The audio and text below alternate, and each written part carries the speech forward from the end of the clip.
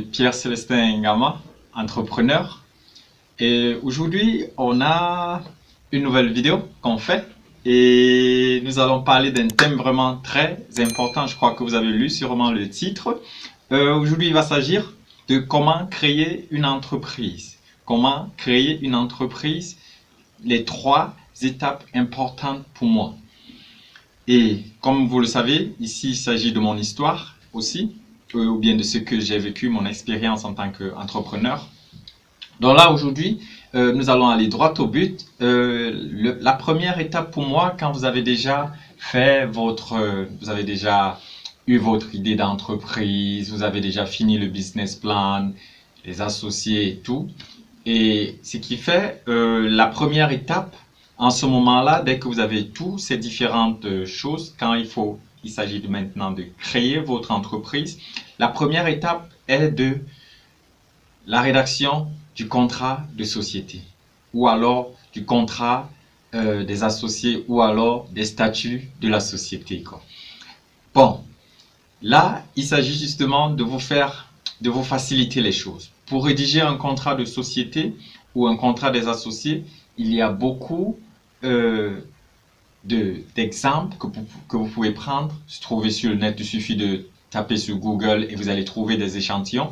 Donc, ce qui fait, quand vous pouvez prendre ces échantillons, adapter à votre business, à votre idée, à votre affaire, et ensuite contacter un avocat ou contacter le notaire. Donc voilà la première étape. La première étape parce que, ou alors vous pouvez, ça ce serait l'une des variantes. L'autre variante serait tout simplement la première étape, contrat de société, contacter un avocat. Mais s'il faut contacter un avocat, ça va vraiment vous coûter cher. Je vous dirai aussi dans une autre vidéo comment contacter ou bien comment contacter un avocat ou bien comment approcher ce genre de personnes, que ce soit les avocats ou les banques ou autres. Donc, je viens de parler de banque et là, on va passer directement à la deuxième étape. La deuxième étape, quand vous avez votre contrat de société et que vous étiez déjà chez le notaire pour la signature des statuts ou pour l'approbation, là, la deuxième étape déjà, c'est faire une ouverture de compte. L'ouverture de compte. L'ouverture de compte bancaire. Alors là, c'est la deuxième étape. Et à ce moment-là, il est très important de savoir où est-ce que vous voulez ouvrir votre compte. Quelle banque vous voulez choisir. Pourquoi vous choisissez cette banque. Voilà des questions. Quelle banque vous avez choisi et pourquoi vous la choisissez. Il est très important de le savoir parce que il faut déjà savoir qu'une banque, c'est comme une épouse, c'est comme un compagnon. Ça veut dire c'est pas pour une courte durée, c'est pour un long projet. Donc ça veut dire il est très important de savoir pourquoi je choisis cette banque et est-ce que je suis prêt à travailler avec eux, parce qu'il faut aussi savoir la banque, c'est vrai, vous ouvrez votre compte à l'intérieur, mais aussi la banque, c'est comme un partenaire, quoi, parce que eux aussi, plus tard, quand vous allez peut-être vouloir développer votre produit ou alors peut-être obtenir votre capital, ça doit se faire dans cette banque. Donc moi par exemple, pour notre société, pour la société pour laquelle je suis à la tête, nous avons choisi la banque où mon compte était domicilié. C'est vrai, j'ai plusieurs comptes, mais j'ai choisi l'un de ces comptes là, l'une de ces banques, quoi. Donc, ce qui fait ça facilite aussi l'obtention des crédits plus tard quand vous avez des choses à faire, parce que ils ont très facilement la possibilité de voir vos transactions, comment votre business marche, et vous pouvez très facilement prendre un prêt, un emprunt à la banque et avoir de belles conditions. Et aussi, ça vous permet déjà d'être traité d'une autre façon auprès de cette banque.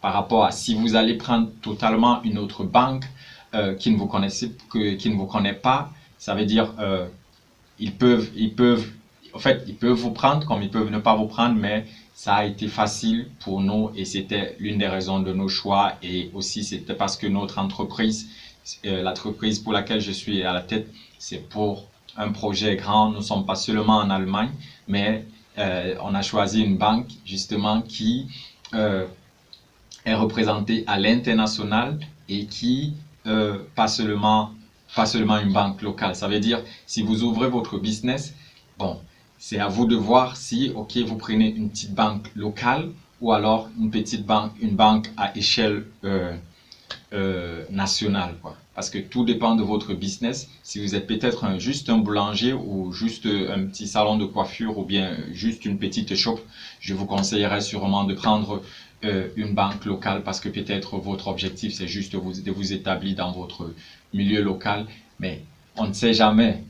Vous voyez grand, donc ça veut dire peut-être plus tard, vous pouvez décider aussi de prendre une banque qui est plutôt du niveau national et aussi qui est reconnu à l'extérieur, qui fait des transactions à l'extérieur et vous pouvez changer toujours, quoi. Et c'est pas aussi interdit d'avoir plusieurs comptes bancaires parce que les entreprises peuvent avoir plusieurs comptes bancaires. Donc il faut juste retenir ceci, pourquoi vous choisissez, quelle banque vous choisissez et pourquoi vous la choisissez. Bon, nous allons passer à la troisième étape, ainsi quand vous étiez déjà vous avez déjà rédigé le contrat des associés et vous étiez déjà chez le notaire ou chez l'avocat a rédigé ça pour vous et vous étiez déjà chez le notaire et le compte bancaire est ouvert. Parce que pour l'ouverture du compte bancaire, il faut déjà que certaines choses soient faites, comme nous l'avons dit. Et l'étape suivante n'est que l'enregistrement au registre de commerce. Ça aussi, c'est quelque chose qui se fait automatiquement. Néanmoins, pour nous ici en Allemagne, ça se fait automatiquement parce que dès que vous êtes chez le notaire, c'est le notaire qui le fait pour vous. Ça veut dire, dans d'autres pays où chez vous, il se soit possible que après la légalisation chez le notaire et l'ouverture du compte bancaire, que l'avocat ou votre notaire le fasse aussi pour vous. Donc, voilà les 3 étapes importantes pour la création de l'entreprise parce que dès que vous avez cet enregistrement au registre de commerce, vous pouvez déjà exercer. Ou bien même avant, quand vous êtes déjà allé chez le notaire, vous pouvez déjà commencer à faire vos affaires. Mais sauf que en ce moment-là, c'est un peu à vos risques. Mais dès que vous êtes enregistré au registre de commerce, vous pouvez débuter vos activités comme vous pouvez. Donc voilà ce que nous avions pour vous. Je vais encore résumer les 3 étapes. La première étape, c'est le contrat de société que vous pouvez établir soit vous-même ou laisser un avocat faire et ensuite le remettre au notaire pour notarier et certifier le document.